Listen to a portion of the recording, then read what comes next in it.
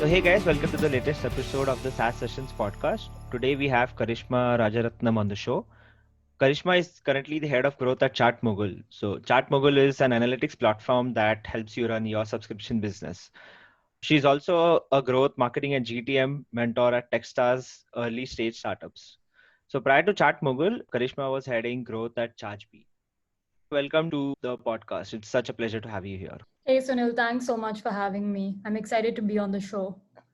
Great. So, Karishma, before you were at Chargebee, you were a founder. So, how has that transition been, and how has been your journey into the SaaS ecosystem? Sure thing. So I actually started my career in a very different space. It was in behavioral science and in academia. So I basically did a master's in psychology, and I initially thought that I wanted to like kind of specialize in academia and focus on getting a PhD in psychology. Oh, Um, mm-hmm. and when I was studying in the UK at the time, it was like a shift in the industry going on where a lot of behavioral science concepts were being applied to real world business, and you were seeing like a lot of new companies coming up that were applying behavioral science to marketing and positioning as well.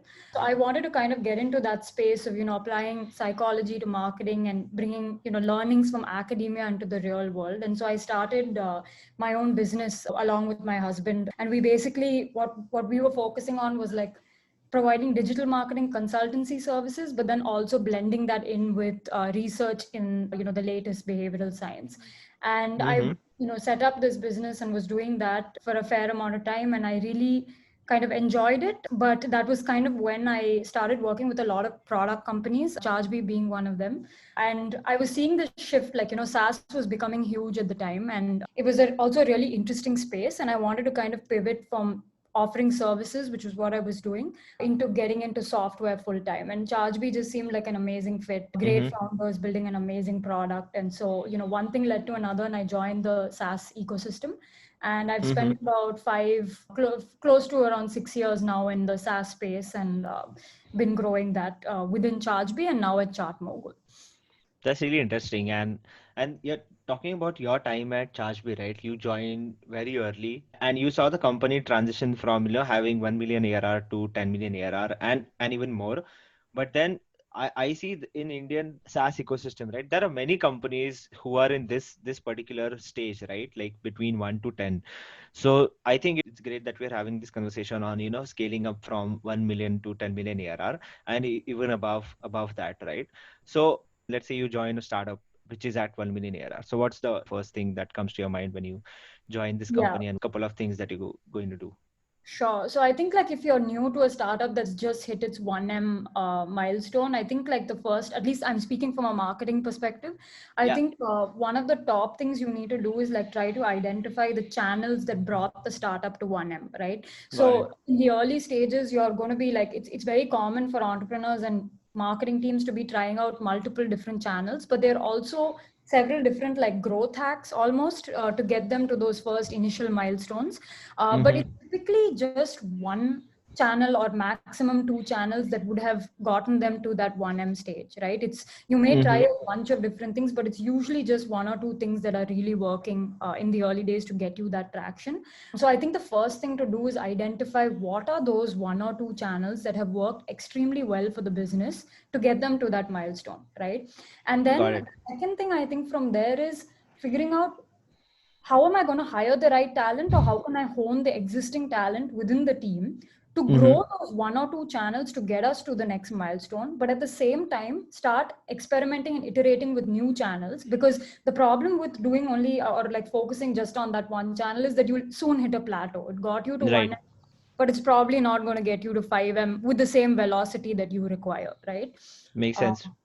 yeah, so I think I would say like you just dig into the data, understand like what are the one or two things that are working, figure out how are you going to put a team in place to scale those one or two things, and then figure out like how are you going to test out and iterate with new channels as well.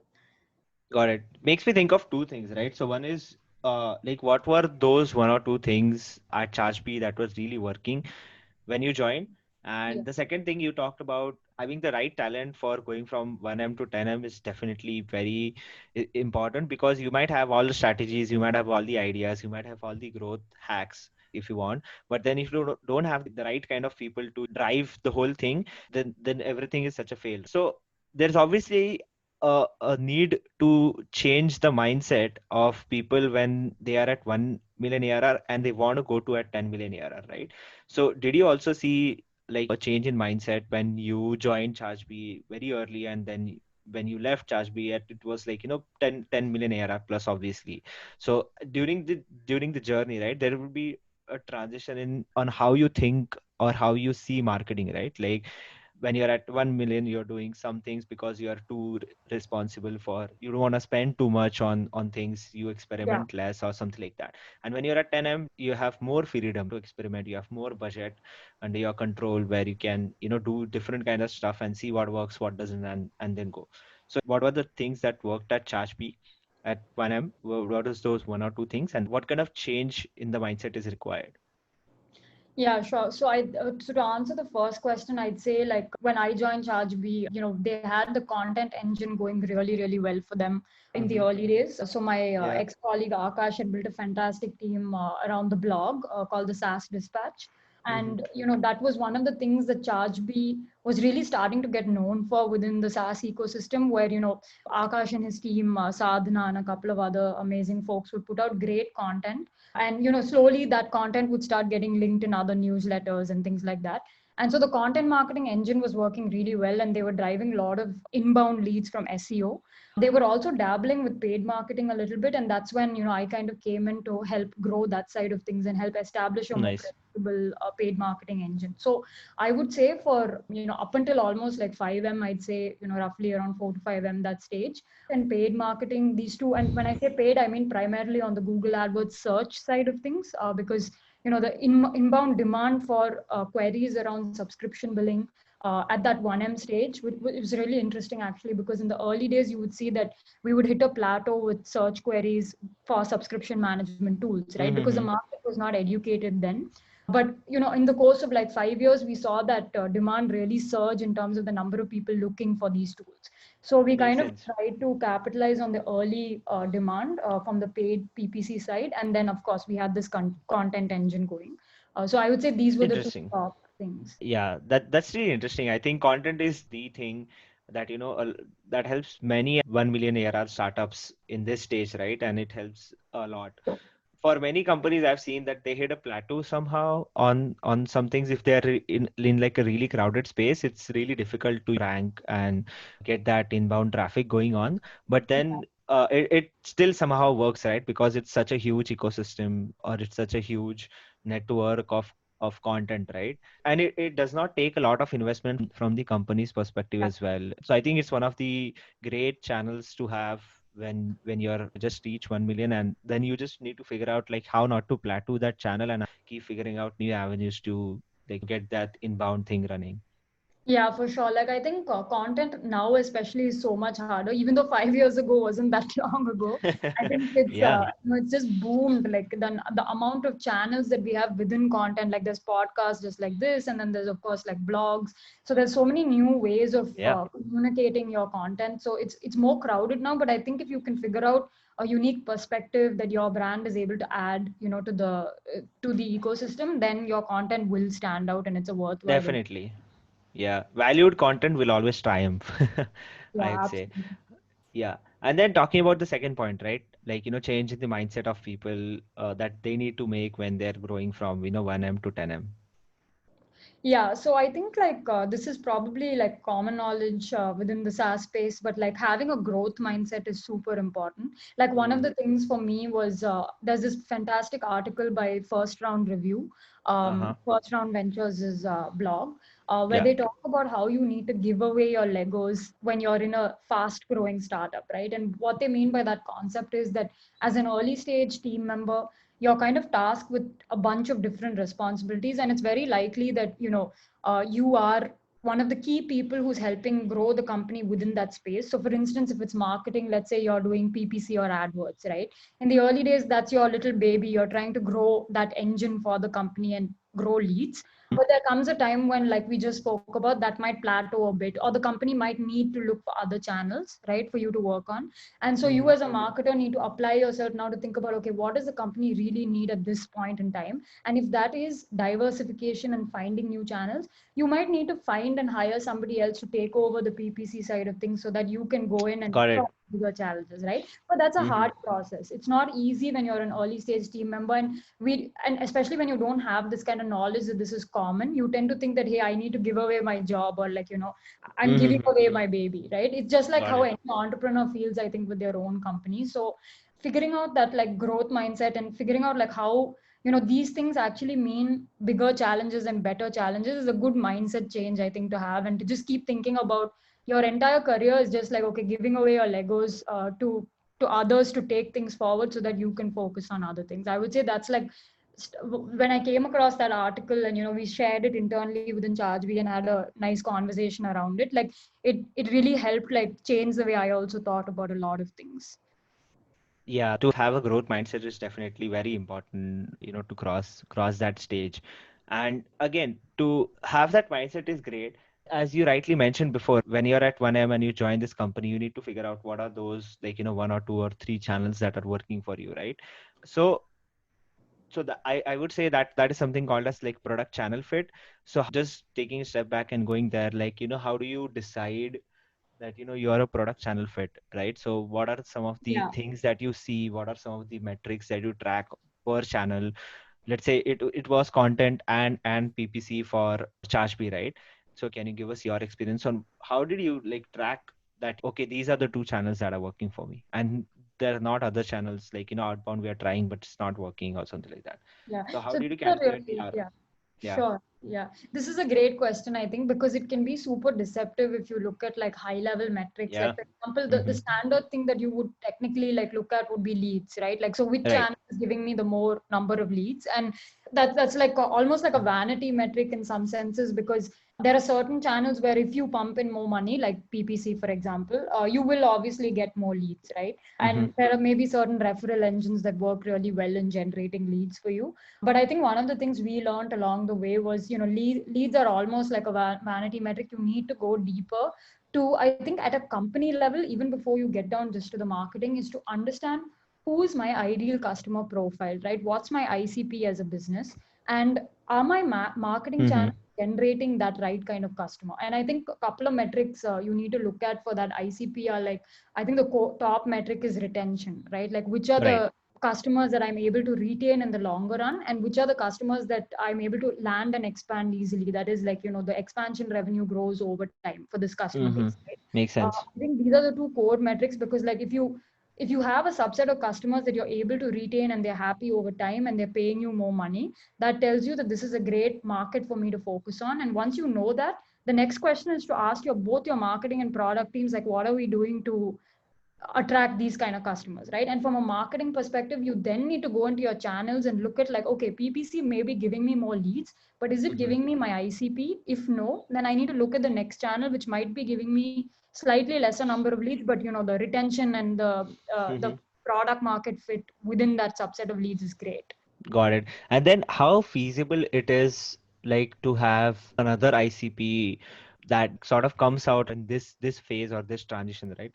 Very early stage SaaS companies would focus on one or two ICPs in the start, right? But then there's also a new persona that you can go behind, right? But you never, because to target that persona, you require different channels or different ways to target them, which would require a lot of investment Yeah. in the first place. But now you have that capacity and now you have that motive to go from 1M to 10M, and to hit 10M you might go behind these new one or two personas or one or two ICPs, and you have to explore those new channels, right? So then how do you go about that? Or is it a good practice to have new ICPs at when you're in this transition phase, or you should look for new ICPs when you are at 10M? Yeah, so I think it's a prioritization thing within a marketing team where I think like it's very natural, like you said, to have like new customer profiles that come up, right? We're in a rapidly moving SaaS environment where like there are buyers are kind of changing every day. So suddenly you might realize that there's this entire market that's sitting in front of you, which you're not tapping into. So an example for Chargebee, for example, would be like in the early days, we grew a lot with early stage startups and entrepreneurs. And, that's still a big part of Chargebee's growth as well. But Hmm. when, past the 10M stage, we started to realize that there's a lot of potential upmarket as well, right? To target higher ACV accounts and bigger deals, right? Makes So sense. now Yeah. there's this big, like the exact same thing which you said, which is you're kind of now confused where like, should I focus my marketing on the SMB or should I now start, targeting enterprise? So Hmm. I think that when you reach that point at which you realize that there's a untapped market sitting in front of you and that there is potential product market fit there, Yeah. deploying like a team, I think that can focus. So I think segmenting your team where you have a team that focuses on doubling down on what's working is really Hmm. important, because that's your bread and butter, right? Like what's Hmm. what's already working needs to be scaled, and you need to like structure your team in such a way that they're able to double down on that. And then you need to, I think, hire or like figure out a way to make priority within your team to also focus on some of those newer channels that are going to help you test out that new market. I think that's really important, because Got sticking it. within the comfort zone as well can get too comfortable, and you need to figure out other avenues to scale. And it all comes down to prioritizing your team and your resources as well. Makes sense. And I think when you're going behind, let's say, a certain persona, which is a CXOs of global 2000 companies, now you can't attract them with inbound strategy, right? There should be like different channels which would really work for them. I mean, for some would definitely work. Like it might be like a CXO or a VP at a global 2000 company searching on Google and came across your website and filled a form and something like that. But that generally it does not happen like that. So you have to open up new channels where you can market and you can generate demand and you can grow your brand when you are in this transition. So how do you decide on which channels should I open up or which new channels should we start trying to go behind this newly identified persona that we have for the business? Yeah, so I would say like a lot of it is just signals from the market and like what your understanding of the market really is. Like Mm-hmm. you rightly said, like if you're targeting enterprise customers, your strategy in itself in terms of marketing channels might differ, right? So I Mm-hmm. would look at kind of what similar companies are doing in that. At least this is like the way I kind of discover new channels is really like curate like a list of the top companies in the enterprise space, who are doing a really, really great job at it, and try to see what are some of the things they are typically doing, right? So for example, ABM took off a lot over the last couple of years, and Right. ABM is technically like a strategy that's focused on targeting larger ACV accounts. And so that is something that we closely started tracking at Chargebee to see like, what is the best practices being applied in ABM, and is this something that we can experiment with? And the marketing team did recently start to, I think, experiment with ABM quite deeply. So I Mm-hmm. would look at what the best are doing, but then also kind of keep a caveat that like there are a lot of different things that people do within marketing and do it really well, right? So for example, I you see. might see one brand that does a podcast really, really well, another one that Right. does ABM really well, right? So I think it's really important again to like just try controlled experiments with newer channels within the target market that you're trying to address. Got And it. then quickly testing and iterating is really important to say, okay, if this one is not working, let's push it aside and move to the next thing, right? Experimentation mindset becomes really important. And once you again, like in this new market, find one or two things that are working, just doubling down on that and focusing, I think, becomes really important. That's really great. And if you stitch all these pieces together, you should attain something called as product channel persona fit. I guess Yeah, like which kind of product works for like what persona and through what channels, right? yeah, for Something example, like that. exactly. For example, even within ChartMogul specifically, like we have developers who buy our product and who are like power users of our product, right? And then Mm-hmm. we also have your founder, and we also have customer success people and marketing people coming in to view dashboards, right? Mm-hmm. So from a sales perspective, as long as they have data requirements and BI needs within the subscription space, they're a great fit. But marketing people hang out in different places compared to devs and CFOs, right? So how do Mm-hmm. we kind of figure out marketing channels that would target each of these people with the right message at the right time at the right place becomes like the Mm-hmm. next challenge when you're targeting multiple personas. So like you said, like Mm-hmm. persona, product, and channel fit is really important. Definitely interesting. So I think we have reached the course for this episode, and I think you shared great insights that people can get started with to understand if they are in this particular phase, they might get some things that they thought they should try or they read about it somewhere but never really went and tried. Maybe they can, after listening to this episode, maybe they can go and try out some new stuff and like just implement some of the things that you talked about here, right? So this was great, and let's move on to the lightning round. So first one, Karishma, like what do you know about your work now that you wish you would have known when you first started? I think it would probably be the giving away your Legos advice that I had just shared Mm-hmm. earlier on, which is that like I think I'm in a similar very fast growing startup today. So I think it's a much wiser approach where it's like I'm kind of prepared for the different changes that will be happening over the next course of the next Mm-hmm. couple of years, and I just wish I had that advice in my very early days, so it would be Mm-hmm. easier for me to grow faster and move to bigger challenges, I think. Interesting. And then second one, like what did your biggest professional failure teach you? I would say like just in terms of quick not getting very emotional about changes that happen within a large startup, right? Like it's easy to get super emotional about like the larger changes that happen within a growing company, but looking at things in a very rational and objective way versus taking an emotional stance is, I think, something that I have definitely learned over the last couple of years. Great. So, yeah, thanks a lot, Karishma, like for taking time and sharing these insights with us today. I'm definitely sure it's helpful for many companies who are in this phase of getting from 1M to 10M. And yeah, such a pleasure to have you on the show. Thanks so much. This was great. I'm happy to answer any follow-up questions. You can find me on Twitter Yeah, or LinkedIn to chat. So hopefully yeah, this is helpful to everyone listening. But it was great, Sunil. Thanks so much for yeah, having me. definitely. I'm going to include your Twitter and LinkedIn links in the description. So if anyone wants to connect, I'll be happy to connect. Absolutely. Thank you so much.